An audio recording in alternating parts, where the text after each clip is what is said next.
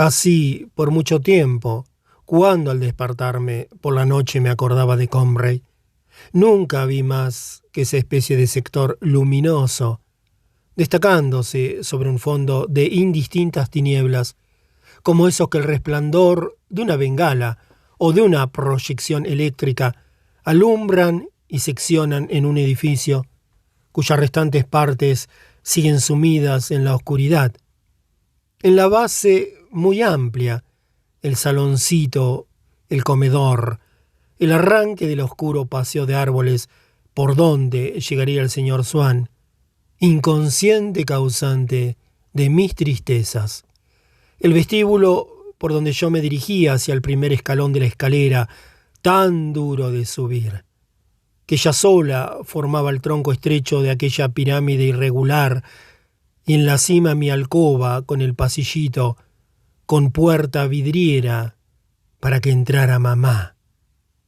Todo ello visto siempre a la misma hora, aislado de lo que hubiera alrededor y destacándose exclusivamente en la oscuridad, como para formar la decoración estrictamente necesaria al drama de desnudarme. Como si Comray consistiera tan solo en 2 pisos unidos por una estrecha escalera, y en una hora única, las 7 de la tarde.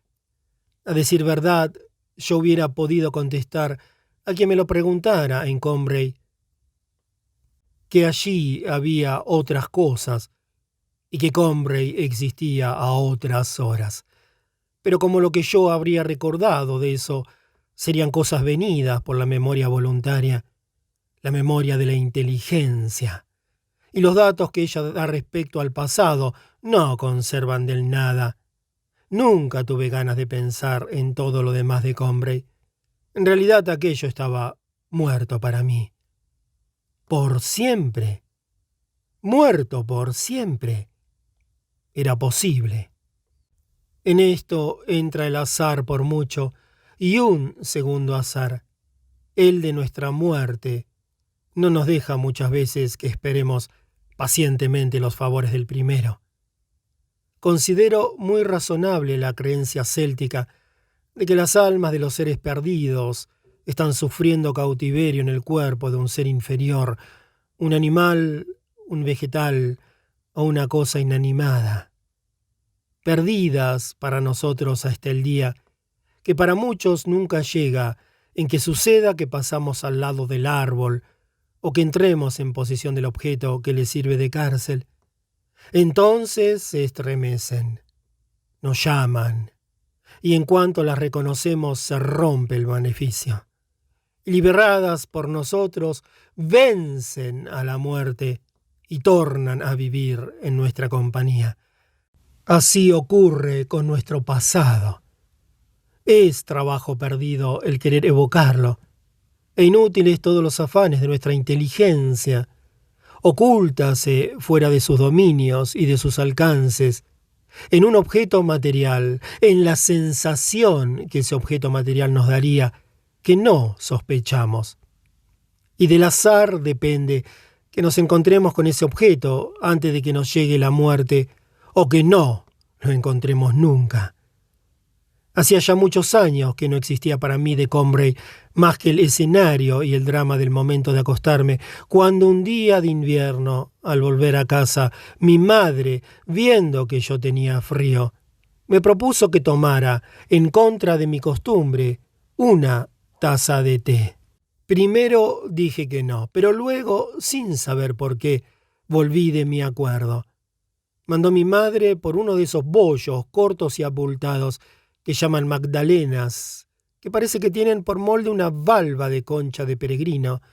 Muy pronto, abrumado por el triste día que había pasado y por la perspectiva de otro tan melancólico por venir, me llevé a los labios unas cucharadas de té en la que había echado un trozo de magdalena, pero en el mismo instante en que aquel trago, con las migas del bollo, tocó mi paladar, me estremecí. Fija mi atención en algo extraordinario que ocurría en mi interior, un placer delicioso que me invadió. Me aisló, sin noción de lo que lo causaba, y él me convirtió las vicisitudes de la vida en indiferentes, sus desastres en inofensivos y su brevedad en ilusoria, todo del mismo modo que opera el amor, llenándose de una esencia preciosa. Pero mejor dicho, esa esencia no es que estuviera en mí, es que era yo mismo. Dejé de sentirme mediocre, contingente y mortal. ¿De dónde podría venir aquella alegría tan fuerte? Me daba cuenta de que iba unida al sabor del té y del bollo. Pero le excedía en mucho, y no debía de ser de la misma naturaleza. ¿De dónde venía? ¿Y qué significaba? ¿Cómo llegar a aprehenderlo? Bebo un segundo trago, que no me dice más que el primero. Luego un tercero, que ya me dice un poco menos. Ya es hora de pararse. Parece que la virtud del brebaje va aminorándose.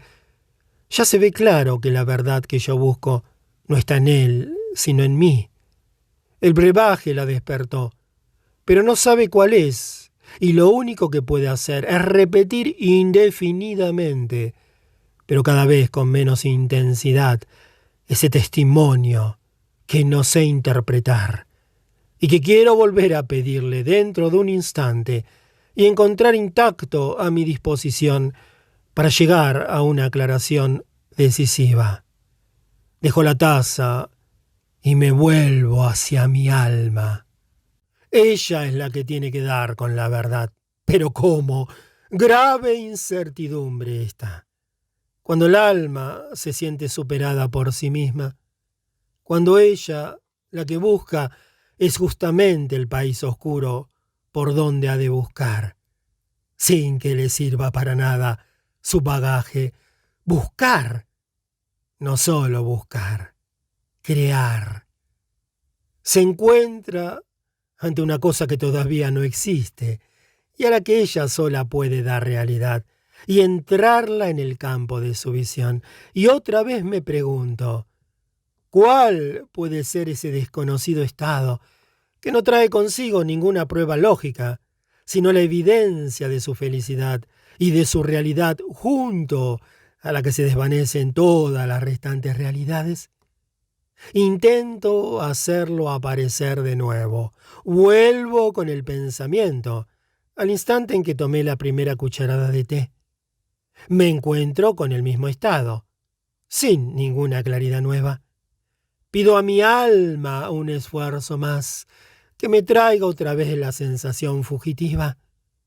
Y para que nada la estorbe en ese arranque con que va a probar captarla, aparta de mí todo obstáculo, toda idea extraña, y protejo mis oídos y mi atención contra los ruidos de la habitación vecina.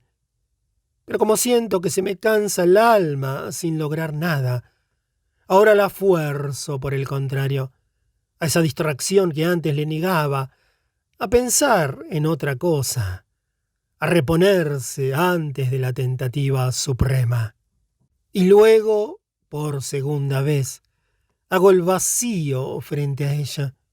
Vuelvo a ponerla cara a cara con el sabor reciente del primer trago de té y siento estremecerse en mí algo que se agita, que quiere elevarse, algo que acaba de perder ancla a una gran profundidad. No sé qué, pero que va ascendiendo lentamente. Percibo la resistencia y oigo el rumor de las distancias que va atravesando. Indudablemente, lo que así palpita dentro de mi ser será la imagen y el recuerdo visual que, enlazado al sabor aquel, intenta seguirlo hasta llegar a mí, pero lucha muy lejos y muy confusamente.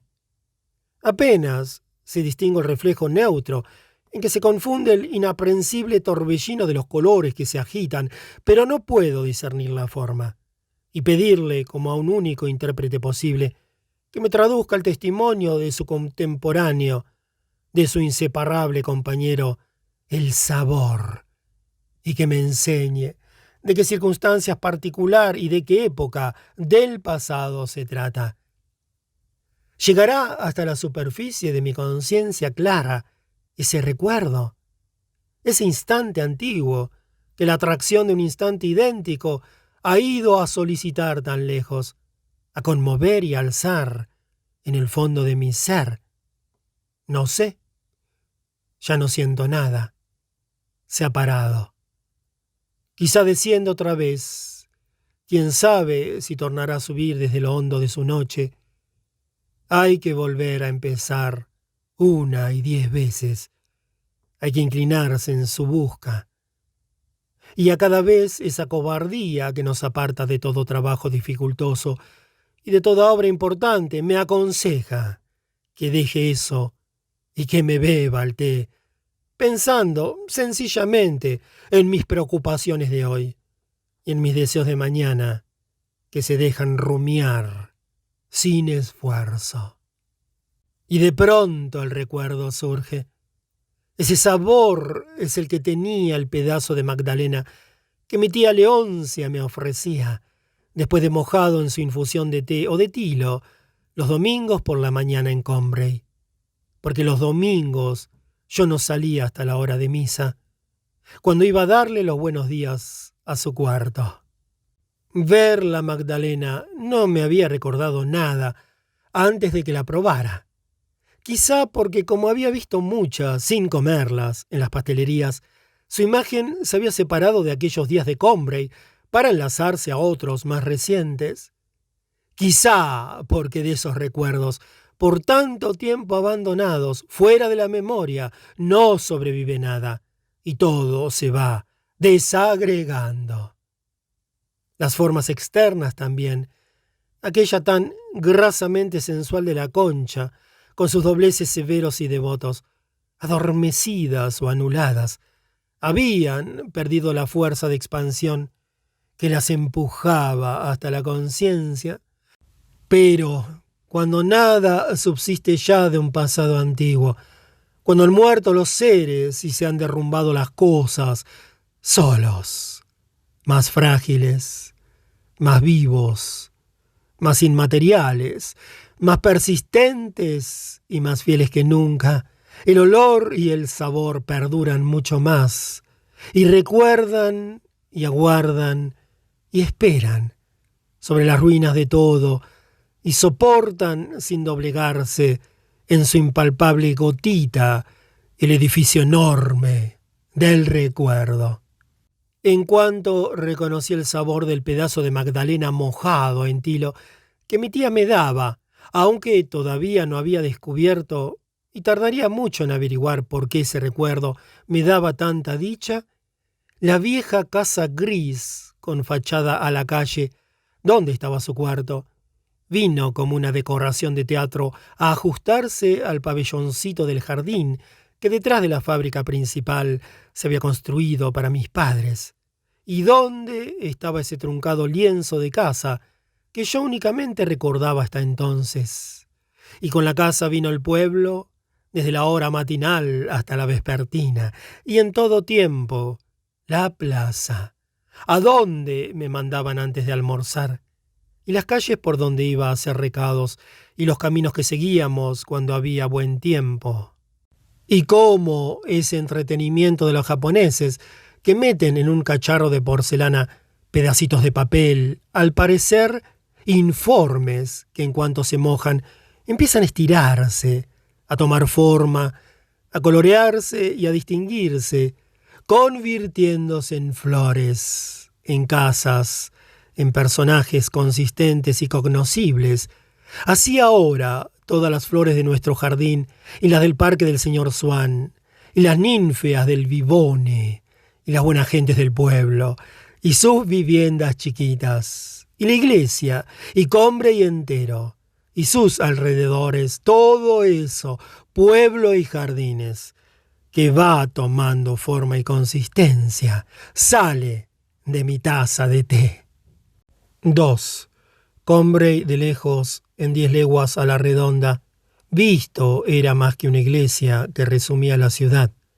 La representaba el tren cuando llegábamos la semana anterior a Pascua. Hablaba de ella y por ella las lejanías.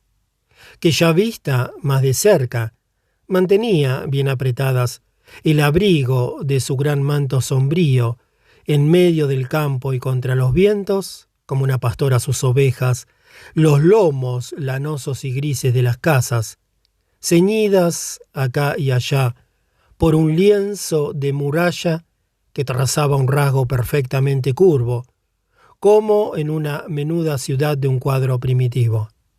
Para vivir, Combray era un poco triste, triste como sus calles, cuyas casas, construidas con piedra negruzca del país, con unos escalones a la entrada y con tejados acabados en punta, que con sus aleros hacían gran sombra, eran tan oscuras que en cuanto el día empezaba a declinar, era menester subir los visillos, calles con graves nombres de santos.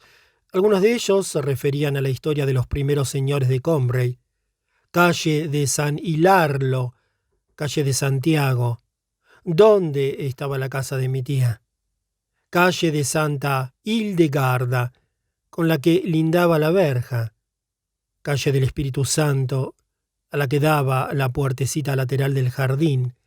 Y esas calles de Combray viven en un lugar tan recóndito de mi memoria, pintado por colores tan distintos de los que ahora reviste para mí el mundo, que en verdad me parecen todas, y la iglesia que desde la plaza la señoreaba, aún más irreales que las proyecciones de la linterna mágica. Y en algunos momentos se me figura que poder cruzar todavía la calle San Hilarlo y poder tomar un cuarto en la calle del Pájaro, en la vieja hostería del Pájaro herido, de cuyos sótanos salía un olor de cocina que sube aún a veces.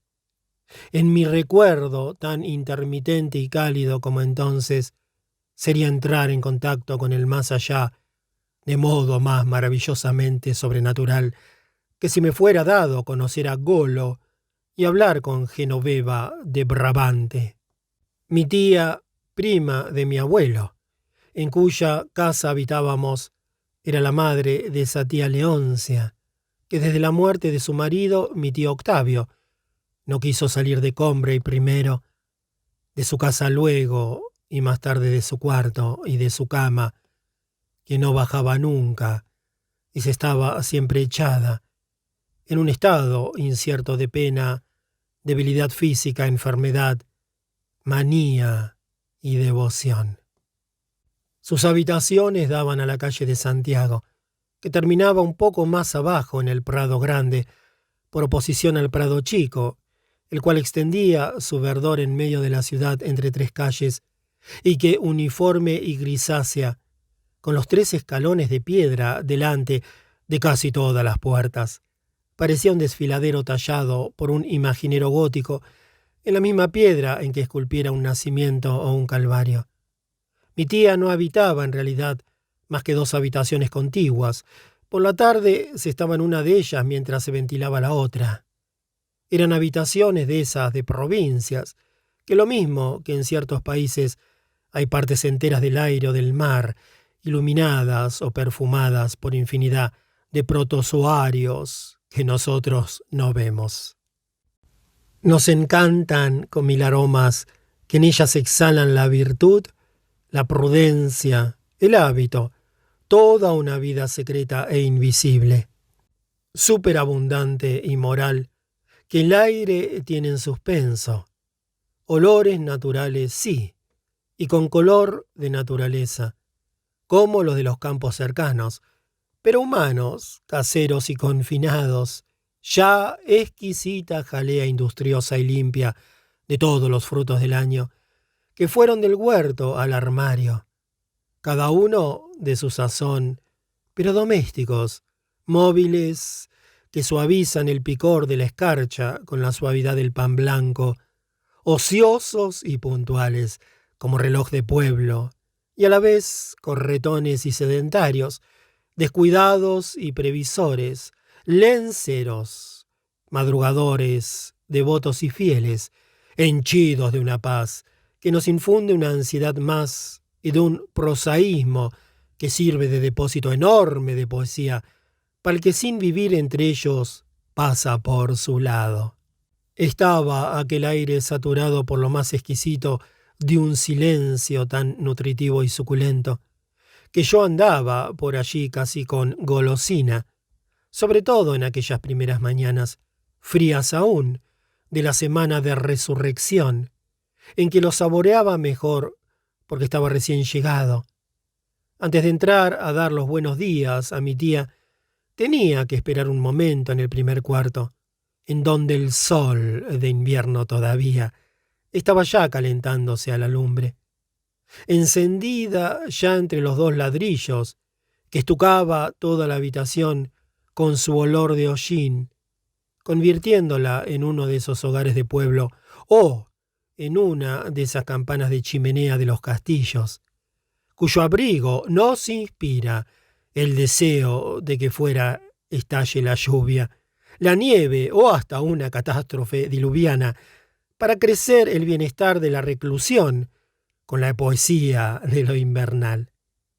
Daba unos paseos del reclinatorio a las butacas de espeso terciopelo, con sus cabeceras de crochet, y la lumbre cociendo como si fueran una pasta, los apetitosos olores cuajados en el aire de la habitación, y que estaban ya levantados y trabajados por la frescura soleada y húmeda de la mañana. Los hojaldraba, los doraba, les daba arrugas y volumen para hacer un invisible y palpable pastel provinciano, inmensa torta de manzanas, una torta en cuyo seno yo iba, después de ligeramente saboreados los aromas más cuscurrosos, finos y reputados, pero más secos también, de la cómoda, de la alacena y del papel rameado de la pared, yo iba a pegarme siempre, con secreta codicia, al olor mediocre, pegajoso, indigesto, soso y frutal de la colcha de flores. En el cuarto de al lado oía a mi tía hablar ella sola a media voz. Nunca hablaba más que bajito, porque se figuraba que tenía algo roto y flotante dentro de la cabeza, que hablando fuerte podría moverse, pero nunca se pasaba mucho rato, aunque estuviera sola, sin decir algo, porque creía que eso era sano para la garganta y que impidiendo que la sangre se parara allí, tendría menos ahogos y angustias de aquellos que la aquejaban. Además, en aquella absoluta inercia en que vivía, atribuía a sus mínimas sensaciones una importancia extraordinaria, dotándolas de una tal movilidad que era imposible que las retuviera dentro de sí, y a falta de confidente a quien comunicárselas, se las anunciaba a sí misma, en un perpetuo monólogo, que era su única forma de actividad. Desdichadamente, como había contraído la costumbre de pensar en voz alta, ya no se fijaba en que hubiera alguien o no en el cuarto de al lado, y muchas veces le oía decir, dirigiéndose a sí misma, «Tengo que acordarme bien de que no he dormido», porque su pretensión capital era que no dormía nunca, pretensión que nuestras palabras reflejaba con gran respeto. Por la mañana Francisca no iba a despertarla, sino que entraba en su alcoba. Cuando quería echar un sueño durante el día, decíamos que quería reflexionar o descansar. Cuando a veces se descuidaba charlando, hasta el punto de llegar a decir, lo que me ha despertado o soñé que, se ponía encarnada y se corregía enseguida. Al cabo de un momento entraba a darle un beso. Francisca estaba haciendo el té. Si mi tía se sentía nerviosa, pedía tilo en vez de té. Y entonces yo era el encargado de coger la bolsita de la farmacia y echar en un plato la cantidad de tilo que luego había que verter en el agua hirviente. Los tallos de la flor del tilo, al secarse, se curvaban, formando un caprichoso enrejado, entre cuyos nudos se abrían las pálidas flores, como si un pintor las hubiera colocado y dispuesto del modo más decorativo, Las hojas, al cambiar de aspecto, al perderlo totalmente, se asemejaban a cosas absurdas, al ala transparente de una mosca, al revés de una etiqueta o a un pétalo de rosa, pero que hubieran sido entretejidas como en la confección de un nido. Mil pequeños detalles inútiles, prodigalidad encantadora del boticario, que en un preparado se hubieran suprimido, me daban lo mismo que un libro donde nos maravillamos de ver el nombre de un conocido, el gozo de comprender que eran aquellos verdaderos tallos de tilo, como los que yo veía en el paso de la estación, y modificados precisamente porque eran de verdad y no copias, y habían envejecido. Y como cada rasgo característico que ofrecían no era más que la metamorfosis de un rasgo antiguo, yo reconocía en las bolitas grises los botones verdes que no cuajaron, pero sobre todo el brillo rosado, lunar y suave, en el que se destacaban las flores, pendientes de una frágil selva de tallos, como rositas de oro señal, como ese resplandor que aún revela en un muro el sitio en que estuvo un fresco borrado de las diferencias entre las partes del árbol que habían tenido color y las que no. Me indicaba que aquellos pétalos eran los mismos que antes de henchir la bolsita de la botica habían aromado las noches de primavera. Aquella rama rosa de cirio era todavía su coloración, pero medio apagada y dormida en esa vida inferior que ahora llevaban, y que viene a ser el crepúsculo de las flores. Muy pronto podía mi tía mojar en la hirviente infusión, cuyo sabor de hoja muerta y flor marchita saboreaba, una magdalenita y me daba un pedacito cuando ya estaba bien empapada. A un lado de su cama había una cómoda amarilla de madera de limonero, mueble que participaba de las funciones de botiquín y altar, junto a una estatuita de la Virgen y una botella de Vichy Celestins. Había libros de misa y recetas del médico, todo lo necesario para seguir desde el lecho los oficios religiosos y el régimen, para que no se pasara la hora de la pepsina ni la de vísperas. Al otro lado de la dama extendíase la ventana, y así tenía la calle a la vista. Podía leer desde la mañana hasta por la noche, para no aburrirse, al modo de los príncipes persas, la crónica diaria, pero inmemorial, de Combray, crónica que luego comentaba con Francisca. Apenas estaba 5 minutos con mi tía. Me mandaba que me fuera por temor a cansarse. Ofrecía a mis labios su frente pálida y fría, que en aquellas horas tempranas aún no tenía puestos los postizos, y en la cual se transparentaban los huesos como las puntas de una corona de espinas o las cuentas de un rosario, y me decía: «Anda, hijo mío, ve a vestirte para ir a misa. Si ves por ahí a Francisca, dile que no se entretenga mucho con vosotros, que suba pronto a ver si necesito algo». Porque en efecto Francisca, que estaba a su servicio hacía muchos años, que no sospechaba entonces que algún día habría de pasar al nuestro, descuidaba un poco a mi tía los meses que pasábamos allí. Hubo una época de mi infancia, antes de que fuéramos a Combray, cuando mi tía pasaba los inviernos en París en casa de su madre, en que yo conocía a Francisca tan vagamente que el día 1 de año, antes de entrar en casa de mi tía, mamá me ponía en la mano un duro y me decía: «Y ten cuidado de no equivocarte.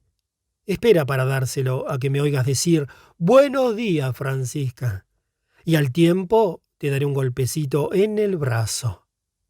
Apenas llegábamos al oscuro recibimiento de mi tía, veíase en la sombra y bajo los cañones de una cofia brillante, tiesa y frágil, como si fuera de azúcar hilado, los remolinos concéntricos de una sonrisa de gratitud anticipada. Era Francisca, de pie e inmóvil en el marco de la puertecita del corredor, como una estatua de un santo en su hornacina. Conforme iba uno acostumbrándose a aquellas tinieblas de iglesia, leíanse en su rostro los sentimientos de amor desinteresado a la humanidad y de tierno respeto a las clases sociales acomodadas, exaltado en las mejores regiones de su corazón por la esperanza del aguinaldo. Mamá me pellizcaba violentamente en el brazo, decía con voz fuerte: «Buenos días, Francisca». Y a esta señal yo soltaba el duro, que iba a caer en una mano confusa, pero tendida. Pero desde que íbamos a Combray, a nadie conocía yo mejor que a Francisca. Nosotros éramos sus favoritos y le inspirábamos, al menos los primeros años, tanta consideración como mi tía y más vivo agrado, porque añadíamos al prestigio de formar parte de la familia, y Francisca guardaba los invisibles lazos que crea entre los individuos de una familia la circulación de una misma sangre, tanto respeto como un trágico griego. Porque añadíamos al prestigio de formar parte de la familia el encanto de no ser los amos de siempre. Y por eso nos recibía con gran alegría, compadeciéndonos porque no hacía mejor tiempo la víspera de Pascua, día de nuestra llegada, en que a veces aún soplaba un viento glacial, cuando mamá le preguntaba por su hija y sus sobrinos, si su nieto era bueno y qué pensaba hacer de él, si se parecía a su abuela.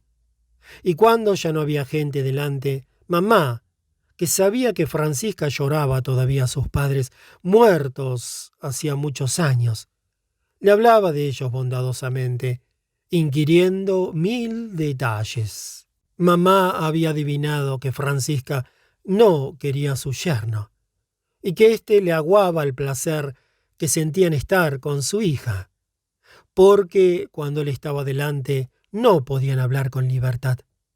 Así que cuando Francisca iba a verlos a unas leguas de Combray, mi madre le decía sonriendo: «¿Verdad, Francisca, que si Julián ha tenido que salir y tiene usted a Margarita para usted sola todo el día, lo sentirá usted mucho, pero acabará por resignarse?» Y Francisca respondía riéndose: «La señora lo sabe todo. Es peor que los rayos X». Y decía X con una dificultad afectada y una sonrisa para burlarse de su ignorancia, que se atrevía a emplear ese término científico. «La señora lo sabe todo. Es peor que los rayos X que trajeron para la señora Octave y que ven lo que tiene uno en el corazón». Y desaparecía turbada porque hablaban de ella, acaso para que no la vieran llorar. Mamá era la primera persona que le daba la alegría de sentir que su vida, sus dichas y sus disgustos de aldeana podían ofrecer interés y ser motivo de gozo o tristeza para otra persona además de ella. Mi tía se resignaba a prescindir un poco de Francisca durante nuestra estancia, porque sabía cuánto apreciaba mi madre los servicios de aquella criada tan inteligente y activa, que estaba tan flamante desde las 5 de la mañana en la cocina, con su cofia, cuyo encañonado, brillante y tieso, parecía de porcelana, como para ir a misa, que lo hacía todo bien, trabajando como una caballería, estuviera buena o no, y siempre sin meter ruido, como si no hiciera nada. Y la única criada de mi tía que cuando mamá pedía agua caliente o café puro, los traía verdaderamente a punto de hervir. Era una de esas criadas que en una casa son de las que desagradan a primera vista a un extraño, quizá porque no se toman el trabajo de conquistarlo ni lo agasajan, porque saben muy bien que no lo necesitan y que antes de despedirla a ella dejarían de recibirlo, pero que en cambio son las que se ganan mejor el apego de los amos que han puesto a prueba su capacidad real y no se preocupan por esa simpatía superficial y esa palabrería servil que impresionan favorablemente a un forastero, pero que muchas veces sirven de capa a una ineducable inutilidad. Cuando Francisca, después de cuidar que a mis padres no les faltara nada, subía por primera vez al cuarto de mi tía para darle la pepsina y preguntarle lo que iba a tomar de almuerzo, era muy raro que no fuera ya llamada a dar su opinión o alguna explicación concerniente a un acontecimiento de importancia. Francisca, figúrese usted que la señora Goupil ha pasado a buscar a su hermana un cuarto de hora más tarde que de costumbre. Por poco que se retrasase en el camino, no me extrañará que llegue a la iglesia después de alzar. Sí, no tendría nada de particular, contestaba Francisca. Francisca, si llega usted a venir 5 minutos antes, ve usted pasar a la señora de Imbert con unos espárragos 2 veces más gordos que los de la tía Colette. A ver si por medio de su criada se entera usted de dónde los saca. Porque usted, que este año nos pone espárragos en todas las salsas, podría comprarlos de esos para nuestros huéspedes. No tendría nada de particular que fueran de casa del señor cura, decía Francisca. No, Francisca, no pueden ser de casa del señor cura. Y sabe usted que no cría más que unos malos esparraguillos de nada. Y los que yo digo eran tan gruesos como el brazo, es decir, no como un brazo de usted, claro, sino como uno de estos pobres brazos míos que este año han adelgazado aún más. Francisca, ¿no ha oído usted el demonio del repique ese que me estaba partiendo la cabeza? No, señora. ¡Ay, hija mía! Ya puede usted decir que tiene una cabeza dura y darle gracias a Dios. Era la Maguelone, que ha venido a buscar al doctor Piperot. Salieron los dos enseguida. Tomaron por la calle del Pájaro. Debe haber algún niño enfermo. Vaya por Dios, suspiraba Francisca, que no podía oír hablar de una desgracia sucedida a un desconocido, aunque fuera en la parte más remota del mundo, sin empezar a lloriquear. Oiga, Francisca, ¿por qué habrán tocado a muerto? Ah, sí, Dios mío, será por la señora de Rousseau, pues no me había olvidado que se murió la otra noche. Ay, ya es hora de que Dios se acuerde de mí. Desde la muerte de mi pobre Octavio, no sé dónde tengo la cabeza. Pero le estoy haciendo a usted perder el tiempo. No, señora, no. Mi tiempo vale poco. Además, el que hizo el tiempo no nos lo vendió. Lo que sí voy a ver es si no se me apaga la lumbre. De este modo apreciaban Francisca y mi tía los primeros acontecimientos del día en aquella sesión matinal. Pero algunas veces esos acontecimientos revestían un carácter tan misterioso y grave que mi día no podía aguardar hasta el momento en que subiera Francisca, y entonces 4 campanillazos formidables resonaban en toda la casa. Pero señora, no es todavía la hora de la pepsina. Deja, Francisca. ¿Es que ha tenido usted algún mareo? No, Francisca. Es decir, sí. Ya sabe usted que ahora raro es el momento en que no siento mareos. Un día me acabaré como la señora de Rousseau, sin darme cuenta siquiera. Pero no he llamado por eso. ¿Querrá usted creer que acabo de ver lo mismo que la estoy viendo a usted, a la señora Goupil, con una chiquita que no sé quién es? Vaya usted a casa de Camus por 10 céntimos de sal. Seguramente Teodoro podrá decirnos quién es. Será la hija de Popin, decía Francisca, que como ya había ido 2 veces aquella mañana a casa de Camus, prefería tenerse a una explicación inmediata. La hija de Popin. Pero Francisca, ¿se figura usted que no voy a conocer yo a la hija de Popin? No digo la mayor, señora. Digo la pequeña, la que está interna en el colegio, en Joy. Me pareció verla ya esta mañana. Ah, como no sea eso, decía mi tía. Tendría que haber venido para la función. Sí, eso es. No hay que pensar más. Habrá venido para la función. Entonces pronto veremos a la señora de Sacerat llamar a la puerta de su hermana para almorzar con ella. Eso será. he visto al chiquillo de casa de Galopin pasar con una tarta. Verá usted cómo esa tarta era para casa de la señora de Goupil. Pues si la señora de Goupil tiene visita, no tardará usted mucho en ver entrar a sus invitados al almuerzo, porque ya empieza a hacerse tarde, decía Francisca, que como tenía prisa en bajar para ocuparse de sus guisos, se alegraba ante la perspectiva de dejar a mi tía esta distracción. Sí, pero no vendrán antes de las 12, contestaba mi tía con un tono resignado, echando al reloj una ojeada inquieta pero furtiva, para no hacer ver que ella, que ya había renunciado a todo, sacaba de saber quién tendría la señora de Coupel a almorzar un placer tan vivo, y que desgraciadamente se haría esperar aún lo menos media hora.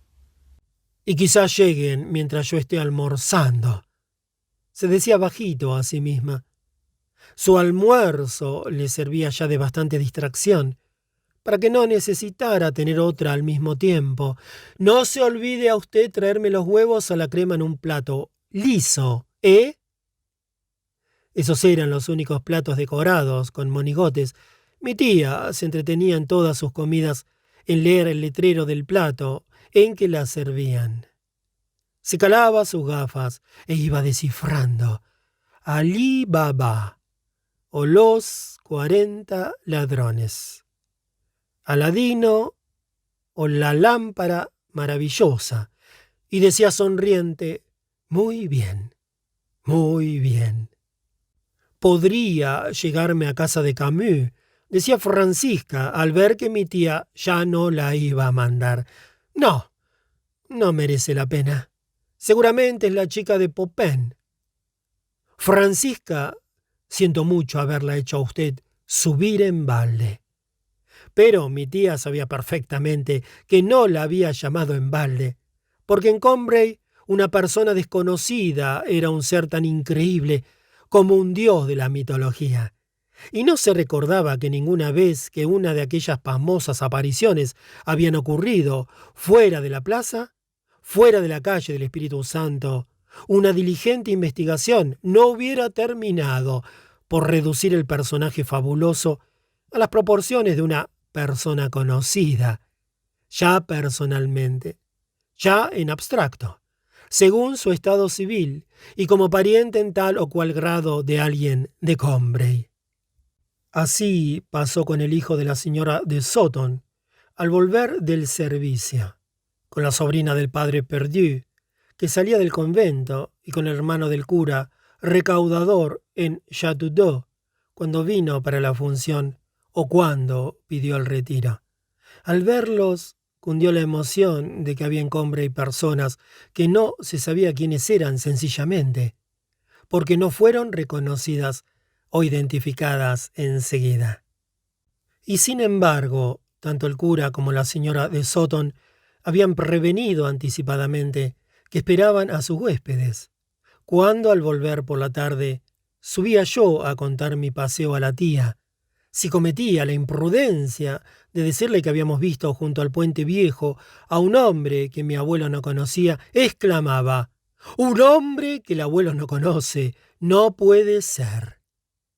Pero preocupada con la noticia, quería quitarse ese peso de encima y mandaba llamar a mi abuelo. «¿A quién os habéis encontrado junto al puente viejo?», dice este que a un hombre desconocido. «No», contestaba mi abuelo, «era Próspero, el hermano del jardinero de Buliboff». «Ah», ya decía, tranquilizada y un poco encendida, y encogiéndose de hombros, con una sonrisa irónica añadía: «Y me decían que habían ustedes encontrado un hombre que no sabían quién era». Y entonces me recomendaban que otra vez fuera más circunspecto y que no pusiera nerviosa a mi tía con palabras impremeditadas. Todo el mundo, personas y animales, se conocía tan bien en Combray que si mi tía veía por casualidad pasar un perro desconocido, no dejaba de pensar en eso y en consagrar aquel hecho incomprensible su talento inductivo y sus horas de libertad. Debe ser el perro de la señora de Sasserat, decía Francisca sin gran convencimiento, con objeto de tranquilizarla y de que no se calentara más la cabeza. —¿Cómo que no voy yo a conocer al perro de la señora de Sasserat? —contestaba mi tía, cuyo espíritu crítico no admitía un hecho con tanta facilidad. —Ah, será el perro nuevo que Galopin ha traído de Lisieux. —¿Cómo no sea eso? —Dicen que es un animal muy bueno —añadía Francisca—, que lo sabía por Teodoro, tan listo como una persona y siempre de buen humor y amable. Un perro muy gracioso.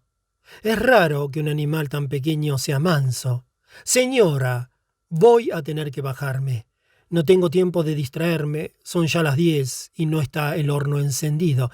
Además tengo que pelar los espárragos. Pero más espárragos aún, Francisca. Tiene una manía por los espárragos este año. Va usted a cansar a nuestros parisienses. No, señora, le gustan mucho los espárragos. Traerán apetito de la iglesia. Ya verá usted cómo no se los comen con el revés de la cuchara. Pero ya deben de estar en la iglesia. Sí, no pierda usted tiempo. Vaya usted a cuidar el almuerzo. Mientras que mi tía estaba charlando así con Francisca, yo iba con mis padres a misa. Qué cariño tenía yo a la iglesia de Combrey, y qué bien la veo ahora.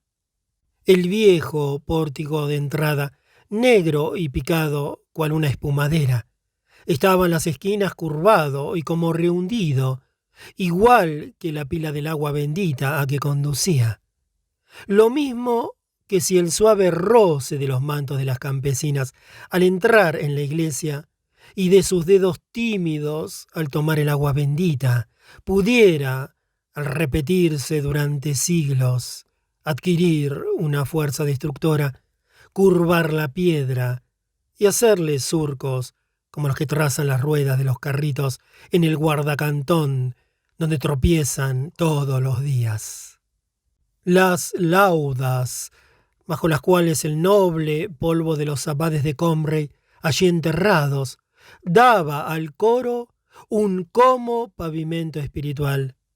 No eran ya tampoco de materia inerte y dura, porque el tiempo la había ablandado y la vertió, como miel fundida, por fuera de los límites de su labra cuadrada, que por un lado superaban en dorada onda, arrastrando las blancas violetas de mármol, y que en otros lugares se resorbía, contrayendo aún más la elíptica inscripción latina, introduciendo una nueva fantasía en la disposición de los caracteres abreviados y acercando dos letras de una palabra, mientras que separaba desmesuradamente las demás. Las vidrieras nunca tornasolaban tanto como en los días de poco sol, de modo que si afuera hacía mal tiempo, de seguro que en la iglesia lo hacía hermoso. Había una, llena en todo su tamaño, por un solo personaje que parecía un rey de baraja y que revivía allá entre cielo y tierra, bajo un dosel arquitectónico. Y en el reflejo vicuo y azulado que daba este rey, veíase a veces, un día de entresemana, a mediodía, cuando ya no hay más misas, en uno de esos raros momentos en que la iglesia ventilada yacía más humanizada. Lujosa, con el oro del sol en el mobiliario, parecía casi habitable como el hall de piedra tallada y vidrieras pintadas de un hotel estilo medieval a la señora de Sasserat, que se arrodillaba un instante, dejando en el reclinatorio de al lado un paquetito muy bien atado de pastas que acababa de comprar en la pastelería de enfrente y que llevaba a casa para postre. En otra vidriera, una montaña de rosada nieve, a cuya planta se libraba un combate. Parecía que había escarchado hasta la misma vidriera, hinchándola con su turbio granillo, como un vidrio en donde aún quedaran copos de nieve. pero copos iluminados por alguna luz de aurora, por la misma aurora, sin duda, que coloreaba el retablo con tan frescos tonos, que más bien parecían pintados allí por un resplandor venido de fuera y pronto a desvanecerse, que por colores adheridos para siempre a la piedra. Y eran todas tan antiguas, que se veía brillar acá y allá su plateada vejez con el polvo de los siglos, que mostraban brillante y raída hasta la trama, la hilazón de su tapicería de vidrio. Había una que era un alto compartimiento dividido en un centenar de cristalitos rectangulares, en los que predominaba el azul, como una gran baraja de aquellas que debían de distraer al rey Carlos VI.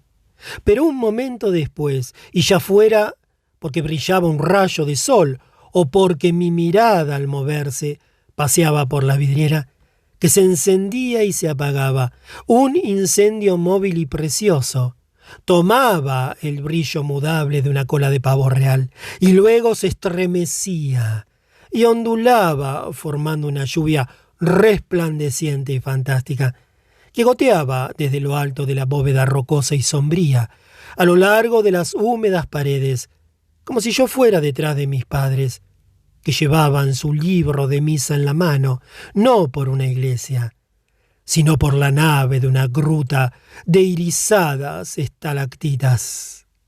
Un instante más tarde, los cristalitos en rombo tomaban la profunda transparencia, la infrangible dureza de zafiros que hubieran estado puestos en un inmenso pectoral, pero tras lo cuales sentíase más codiciada que sus riquezas una momentánea sonrisa del sol.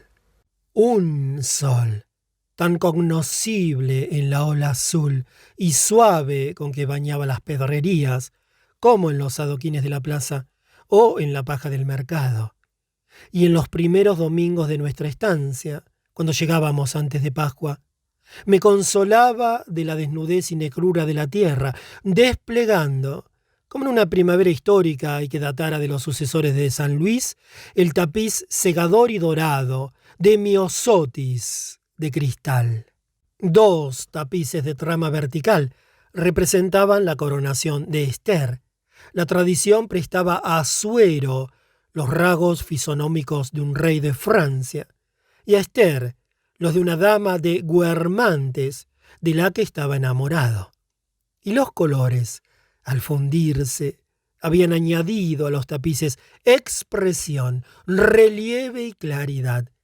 Un poco de color de rosa flotaba en los labios de Esther, saliéndose del dibujo de su contorno, y el amarillo de su traje se ostentaba tan suntuosamente, tan liberalmente, que venía a cobrar como una especie de consistencia y triunfaba vivamente sobre la atmósfera vencida.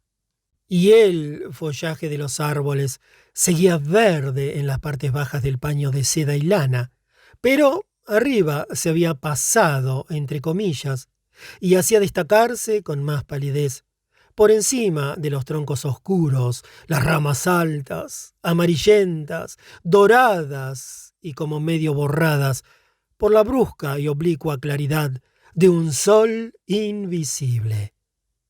Todo esto, y todavía más, los objetos preciosos donados a la iglesia por personajes que para mí eran casi personajes de leyenda, la cruz de oro, trabajado, según decían, por San Eloy, y regalada por Dagoberta, el sepulcro de los hijos de Luis de Germánico, de porfirio y cobre esmaltado. Todo esto y todavía más era motivo de que yo anduviera por la iglesia para ir hacia nuestras sillas, como por un valle visitado por las hadas, y donde el campesino se maravilla de ver en una roca, en un árbol, en un charco, huellas palpables de su sobrenatural paso. Todo esto revestía a la iglesia para mis ojos de un carácter enteramente distinto al resto de la ciudad.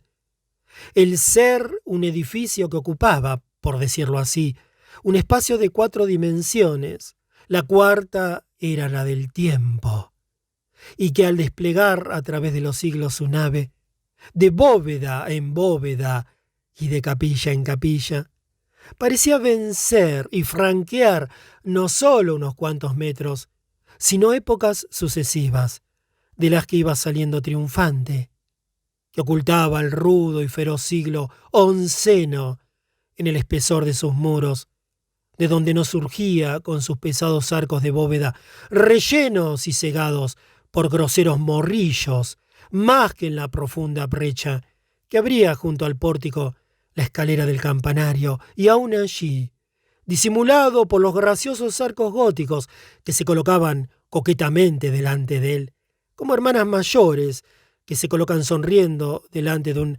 hermanito safio, grosero y mal vestido, para que no lo vea un extraño, que alzaba al cielo, por encima de la plaza, su torre que viera San Luis, que todavía parecía estar viéndolo, y que se hundía con su cripta en una noche merovingia, por donde, guiándonos a tientas, bajo la bóveda sombría y fuertemente nervuda, como la membrana de un inmenso murciélago de piedra, Teodoro y su hermana nos alumbraban con una vela el sepulcro de la nieta de Sigiberto, en el que había una honda huella de valva de concha, como el rastro de un fósil, que según decían, procedía de una lámpara de cristal, que la noche del asesinato de la princesa Franca se desprendió sola de las cadenas de oro de que pendía en el mismo lugar que hoy ocupa el ábside, que sin que se rompiese el cristal ni se apagara la llama, se hundió en la piedra, haciéndola ceder blandamente bajo su peso. ¿Y cómo hablar del ábside de la iglesia de Combrey? Era tan tosco y carecía de tal modo de toda belleza artística y hasta de inspiración religiosa. Por fuera, como el cruce de calles en que se asentaba el ábside estaba más en bajo, su tosco muro se elevaba sobre un basamento de morrillos sin labrar, erizados de guijarros y sin ningún carácter especialmente eclesiástico. Las vidrieras parecían estar a demasiada altura, y el conjunto más semejaba muro de cárcel que de iglesia. Claro, luego, pasado el tiempo, al acordarme de todos los gloriosos ábsides que había visto, no se me ocurrió nunca compararlos con el ábside de Combrey. Tan solo un día, en un recodo de una callejuela de provincia, vi, frente al cruce de tres calles, un muro rudo y sobrealzado, con vidrieras abiertas en lo alto, con el mismo aspecto asimétrico del ábside de Combrey, y entonces no me admiré, como en Chartres o en Reims, de la fuerza con que allí estaba expresado el sentimiento religioso, sino que exclamé sin querer: «¡La iglesia!». La iglesia, edificio familiar, medianero en la calle de San Hilario, a donde daba su puerta norte de sus dos vecinos, la botica de Rapin y la casa de la señora de Lisieux, con los que tocaba sin separación alguna, simple ciudadana de Combrey, donde nos parecía que habría de pararse el cartero al hacer su reparto de la mañana, cuando salía de casa de Rapin y antes de entrar en casa de la señora Luceau. Existía, sin embargo, entre ella y todo lo demás, una demarcación que mi alma jamás pudo franquear. En vano la señora Luceau cultivaba en su balcón unas fucsias que tenían la mala costumbre de dejar correr ciegamente a sus ramas y cuyas flores no tenían cosa más urgente que hacer cuando ya eran grandecitas, que era refrescarse las mejillas moradas, congestionadas en la sombría fachada de la iglesia. No por eso eran aquellas fucsias para mí sagradas, entre las flores y la piedra negruzca en que se apoyaban. Aunque mis ojos no percibían ningún intervalo, mi alma distinguía un abismo. Reconocíase la torre del campanario de San Hilario desde muy lejos, inscribiendo su fisonomía inolvidable en un horizonte donde todavía no asomaba Combrey.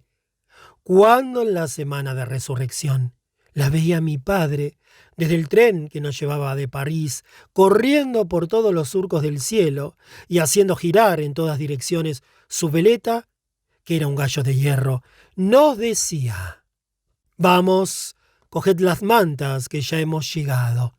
Y en uno de los grandes paseos que dábamos, estando en Combrey, había un sitio en que el estrecho camino iba a desembocar en una gran meseta cuyo horizonte cerrábalo la dentada línea de unos bosques, y por encima de ellos asomaba únicamente la fina punta de la torre de San Hilario, tan sutil, tan rosada, que parecía una raya hecha en el cielo con una uña, con la intención de dar a aquel paisaje todo de naturaleza, una leve señal de arte, una única indicación humana. Cuando se acercaba uno y se veía el resto de la torre cuadrada y medio derruida, que menos alta que la del campanario, aún subsistía junto a ella, sorprendía ante todo el tono sombrío y rojizo de la piedra.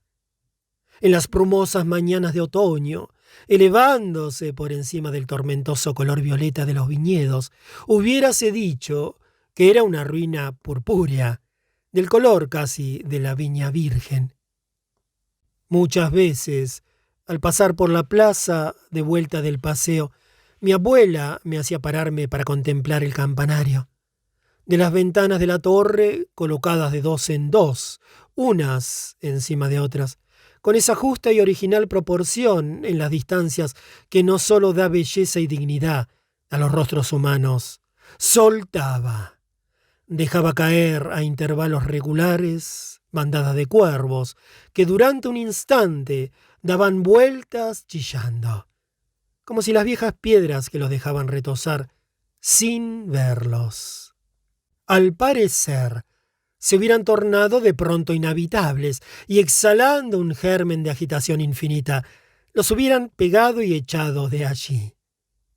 Y después de haber rayado en todas direcciones el terciopelo morado del aire, se calmaban de pronto y volvían a absorberse en la torre, que de nefasta se había convertido en propicia, y unos cuantos, plantados aquí y allá, parecían inmóviles cuando estaban quizá atrapando algún insecto en la punta de una torrecilla, lo mismo que gaviota quieta, inmóvil, con la inmovilidad del pescador en la cresta de una ola. Sin saber muy bien por qué, mi abuela apreciaba en la torre de San Hilario esa falta de vulgaridad, de pretensión y de mezquindad que le inclinaba a querer y a considerar como ricos en benéfica influencia a la naturaleza siempre que la mano del hombre no la hubiera, como la de nuestro jardinero, empequeñecido, y a las obras geniales. Indudablemente, la iglesia, vista por cualquier lado, se distinguía de los demás edificios en que tenía infusa como una especie de pensamiento, pero en su campanario es donde parecía tomar conciencia de sí misma y afirmar una existencia individual y responsable. La torre hablaba por ella. Creo que en la de Combrey encontraba a mi abuela la cualidad que más apreciaba en este mundo, la naturalidad y la distinción. Como no entendía de arquitectura, decía: «Hijos míos, podéis reíros de mí. No será hermosa conforme a los cánones, pero me gusta mucho esa forma suya tan vieja y tan rara. Estoy convencida de que si tocara el piano, tocaría con alma». Y al mirarla, al seguir con la vista la suave tensión, la inclinación ferviente de sus declives, de sus pendientes de piedra, que conforme se alzaban iban acercándose, como se juntan las manos para rezar, uníase también a la efusión de la aguja, que su mirada se lanzaba hacia arriba con ella y al mismo tiempo sonreía bondadosamente a las viejas piedras gastadas, que ya solo en el remate alumbraba el poniente, y que desde el momento en que entraban en esa zona soleada, suavizada por la luz, parecían subir mucho más arriba, ir más lejos, como un canto atacado en voz de falsete, un octavo más alto. Lo que en Combrey daba forma, coronamiento y consagración a todos los quehaceres, a todas las obras y a todas las perspectivas de la ciudad, era el campanario. Desde mi cuarto solo alcanzaba a ver su base, cubierta de pizarra. Los domingos, cuando veía en una cálida mañana aquellas pizarras flameantes como un negro sol, me decía: «Dios mío, las 9. Tengo que vestirme ya para ir a misa, si quiero que me quede tiempo para subir a dar un beso a la tía Leoncia». Y ya veía exactamente el color que iba a tener el sol en la plaza, y el calor y el polvo que haría en el mercado, y la sombra del toldo de la tienda donde mamá entraría, quizá antes de misa, atravesando un olor de tela cruda, a comprar un pañuelo que le haría mostrar el amo, el cual se preparaba ya a cerrar y acababa de salir de la trastienda. Con su americana de domingo, con las manos bien jabonadas, aquellas manos que tenía por costumbre restregarse una con otra cada 5 minutos, y aún en las más tristes circunstancias, con aire de audacia, de galantería y de triunfo. Cuando después de misa entrábamos a decir a Teodoro que nos mandara un brioche mayor que de costumbre, porque nuestros primos, aprovechando el buen tiempo, habían venido de Tisbercy a almorzar con nosotros, teníamos enfrente el campanario, que dorado y recocido como un gran brioche bendito, con escamas y gotitas gomosas de sol, hundía su aguda punta en el cielo azul. Y por la tarde, al volver de paseo, cuando ya pensaba yo en que pronto tendría que despedirme de mamá y no volver a verla, mostrabas el campanario tan suave en el acabar del día, que parecía colocado y hundido como un almohadón de terciopelo pardo en el cielo pálido que había cedido a su presión, ahondándose ligeramente para hacerle hueco y refluyendo en los bordes. Y los chillidos de los pájaros que revoloteaban por alrededor acrecían su silencio, daban más impulso a su aguja y lo revestían de inefable carácter. Hasta cuando había que ir por las calles de detrás de la iglesia, donde no se la veía. Todo parecía ordenado con arreglo al campanario, que surgía aquí o allá entre las casas, aún más impresionante por asomar así, sin la iglesia. Verdad que hay muchos otros campanarios, muchos más hermosos, vistos de esa manera, y que guardo en mi memoria viñetas de torres asomando encima de los tejados, de un carácter más artístico que las que componían las tristes calles de Combrey.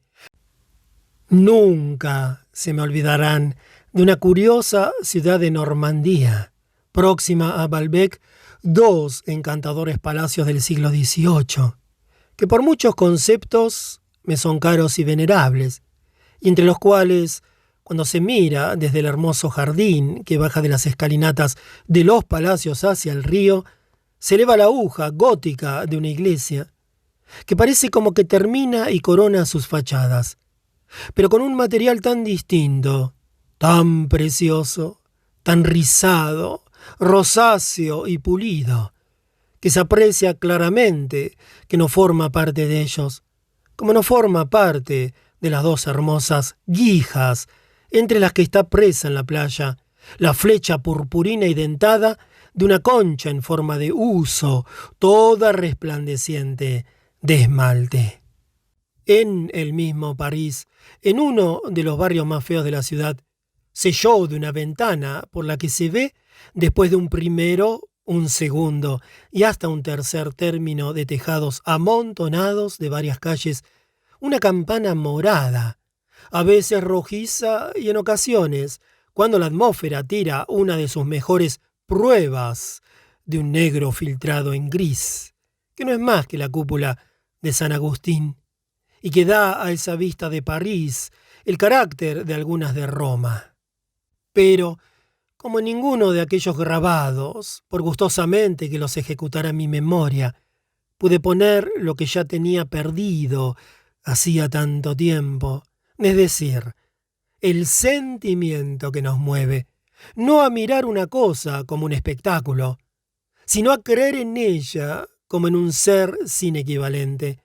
Ninguna de ellas señorea una parte tan honda de mi vida como el recuerdo de aquellos aspectos del campanario de Comray en las calles de detrás de la iglesia.